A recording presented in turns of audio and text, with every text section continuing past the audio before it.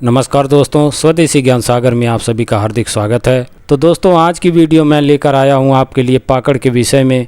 और इस पाकड़ को पाकर, पाखर, पिलखान, पकड़िया और पाकड़ आदि नामों से इसे हिंदी भाषी क्षेत्रों में जाना और पहचाना जाता है। और इसकी बात करें तो पाकड़ के वृक्ष भारत के अनेक राज्यों में होता है। किसी राज्य में ये अधिक होता है तो किसी राज्य में ये कम होते हैं। इसके वृक्ष पुराने होने पर पीपल और बरगद की तरह तो हो जाते हैं, किंतु उनकी तरह विशाल और बड़े नहीं होते। इसके गुण भी पीपल की तरह ही होते हैं। पहले के दौर में आज की तरह सरकारी स्कूलों में उतनी सुविधाएं नहीं होती थीं, तो इसकी छांव के नीचे टाट बिछाकर या फिर घर से प्लास्टिक की बोरी ले जा करके और बिछाकर पढ़ते थे। ऐसा दृश्य गांवों में आज भी देखने को मिल जाएगा। प्राचीन ग्रंथों में जैसे कि चरक संहिता तथा सुश्रुत संहिता आदि ग्रंथों में पाकड़ का उल्लेख मिलता है। तो चलिए दोस्तों, बात करते हैं इसके गुणों के विषय में। तो पाकड़ रस युक्त, कसैला, शीतल होता है और ये बच्चेदानी संबंधी रोगों का नाश करने वाला होता है। और ये पित्त, दाह, कफ और रक्त विकार और रक्त पित्त और सूजन को हटाने वाला होता है। तो चलिए दोस्तों, बात करते हैं इसके गुणों के लाभ लेने के विषय में। तो सबसे पहले मैं महिलाओं के विषय में कहना चाहूँगा। जैसे कि बच्चेदानी से स्राव होने की शिकायत होती है, जिसे कि लिकोरिया या फिर श्वेत प्रदर कहा जाता है।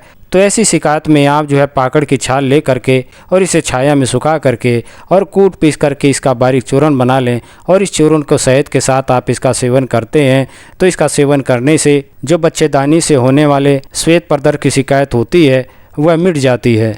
तो चलिए अब बात करते हैं चर्म रोगों के विषय में।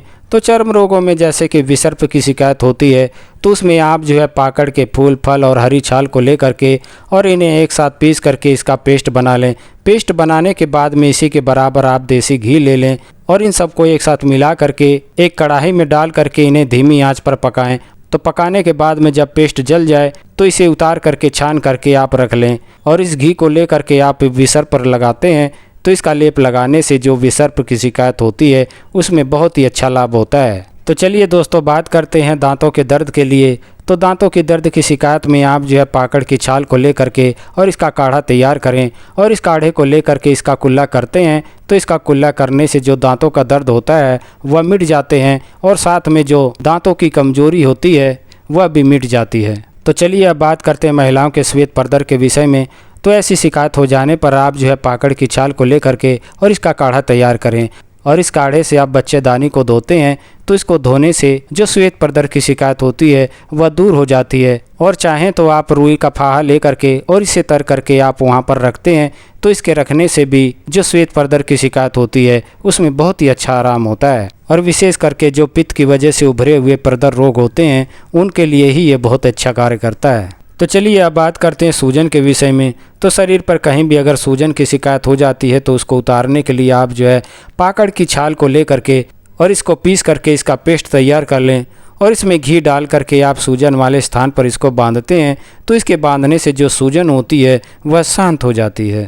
तो चलिए अब बात करते हैं घावों के विषय में कि जैसे कि घाव होते हैं तो वह जल्दी अगर ठीक नहीं होते तो उसमें आप पाकड़ की छाल को ले करके और इसका काढ़ा तैयार कर लें। काढ़ा तैयार करने के बाद में इसी काढ़े से आप इससे घाव को धोते हैं और ऊपर से उसमें कपड़े की पट्टी तर करके और इससे बांधते हैं। तो इस प्रकार से करने से जो घाव होते हैं वह जल्दी भर जाते हैं। तो चलिए अब बात करते हैं दिल को मजबूत बनाने के लिए इसके प्रयोग के विषय में।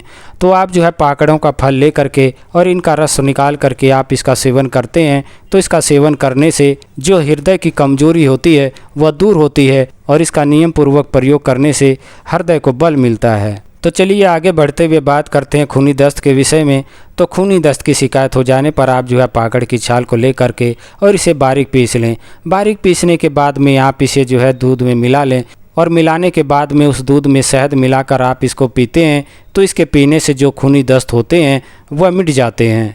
तो चलिए अब बात करते हैं रक्तपित्त के विषय में। तो रक्तपित्त की शिकायत होने पर आप पाकड़ के मुलायम पत्तों को ले करके और इनका साग बना करके आप खाते हैं। तो इसका साग खाने से जो रक्तपित्त की शिकायत होती है वह मिट जाती है। तो चलिए चर्चा को आगे बढ़ाते हुए बात करते हैं फोड़े, फुंसी और खुजली पर इसके प्रयोग के लिए।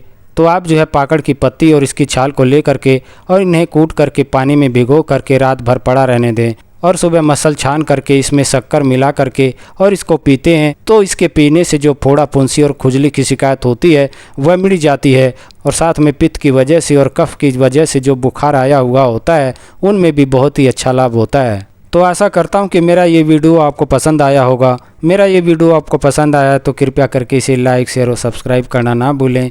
साथ ही बेल आइकन को भी प्रेस कर लें ताकि आने वाली हर वीडियो आप तक पहुंचती रहे। तो आपके स्वास्थ्य की कामना के साथ अब मैं आपसे विदा चाहूँगा। नमस्कार, जय हिंद, जय भारत।